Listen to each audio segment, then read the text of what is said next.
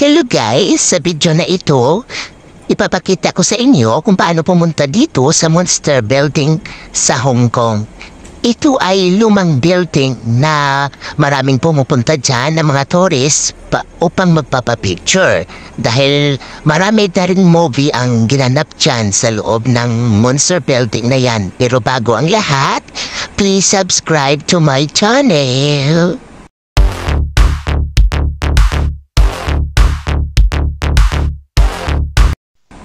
Alam nyo guys, hindi naman talaga landmark ng Hong Kong ang Monster Building na yan.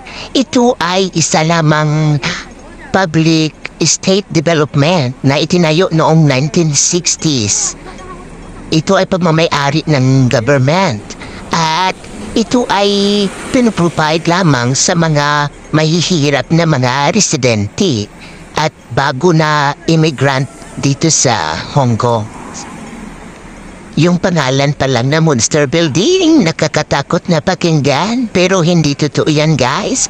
Hindi naman nakakatakot dyan sa loob. Sumakay lang kayo guys sa MTR at bumaba kayo sa Quarry Bay MTR Station. Tapos, hanapin nyo yung Kings Road. Tapos kumanan kayo, diretso lang, sundin nyo lang ang way na yan na papunta doon. Yan ang aura ng Monster Building. Makikita nyo na yan kaagad. Tapos yan ang Kings Road. Sundan nyo lang yan guys. Basta wag lang kayong lumiko. Kung sa kaliwa, diretso lang. Then pag may nakita kayo na 7-Eleven, nandyan na yan. Malapit na yan. Sa may gilid, pag may nakita kayong hagdan, akyat lang kayo, tapos yan na, papasok na kayo sa Monster Building. Wow, may mga shop din pala dyan sa loob guys. At yan, basahin nyo ang warning sign na yan. Ito na yung Monster Building. Ayan na guys. Yan ang unang Monster Building na pinuntahan namin. Mayroon pa yan doon sa kabila. Ayan na guys. Maraming pumupunta dyan guys na mga tourists. Yung iba nga, nag-outfit sila. Yung mga nag-outfit ng mga white lady. Yung mga iba, nag-outfit ng mga red lady, black lady. Dyan mo lahat makikita yung mga outfit nila habang sila ay nag-taking picture. Nako, pinsan, wala nang place dahil pila-pila din yung mga tao dyan na nagpa-picture sa Monster Building na yan.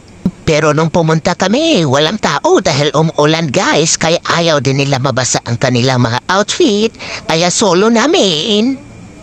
Kung natandaan nyo pa guys, nung pumunta dito si Aldin at saka si Catherine sa Hong Kong upang gumanap ng kanilang movie, pumunta sila dito sa Monster Building at picture taking. Nako, ang daming tao dyan. At ang ganda ng mga picture nila. Kapag nandyan ka sa loob ng Monster Building na yan guys, nandyan sa baba, hindi ka basta-basta gumawa ng mga bagay na ayaw ng mga residente. Dahil kailangan mo pa ask ng permission sa mga residente dyan. O pwede pa or hindi. Ang ginawa namin ay nagpa-picture lang kami dyan. Hindi din umiingay dahil ayaw ng mga residente dyan. Dahil kung ano yung mangyari sa'yo dyan, wala kang i-blame kung ano yung gawin ng mga residente sa'yo dahil nakalagay dyan sa warning sign na kailangan mag-ask permission sa mga residents. Tapos, bawal yung camera, bawal yung mag-video dyan. Kaya, kailangan wag umingay kung gusto mo na hindi magalit sa iyo yung mga residente dyan sa loob ng Monster Building na yan. May mga movie film din na ginawa dyan guys sa Monster Building na yan. Yung Transformers, Age of Extinction, and Ghost in the Shell, yung ginanap sa Monster Building.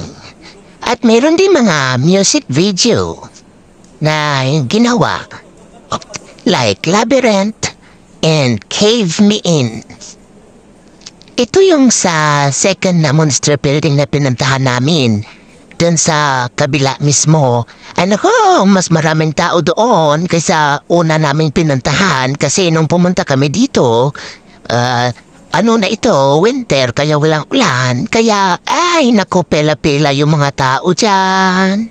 Reminder lang, mga guys, pag halimbawa, pumunta kayo dyan sa monster building, huwag kayo umingay, guys. Pagpunta nyo dyan, pumila lang kayo sa mga tao na nagpapapicture, then pwede ka naman mag-video, basta wag lang umingay at wag gumawa ng mga bagay na ayaw na mga residente. Tandaan nyo lang guys na kung paano pumunta dyan sa monster building na yan, pumunta lang kayo ng Quarry Bay MTR Station. Exit kayo ng A, tapos kumanan lang kayo. Lakanan lang, diretso lang yan. Tapos makita nyo na yung aura ng monster building. Tapos nung nakita yung 7-Eleven, malapit na yan dyan. May hagdan, pasok lang kayo. Nandyan na yung monster building. Salamat sa panonood. See you sa susunod na video guys. Bye!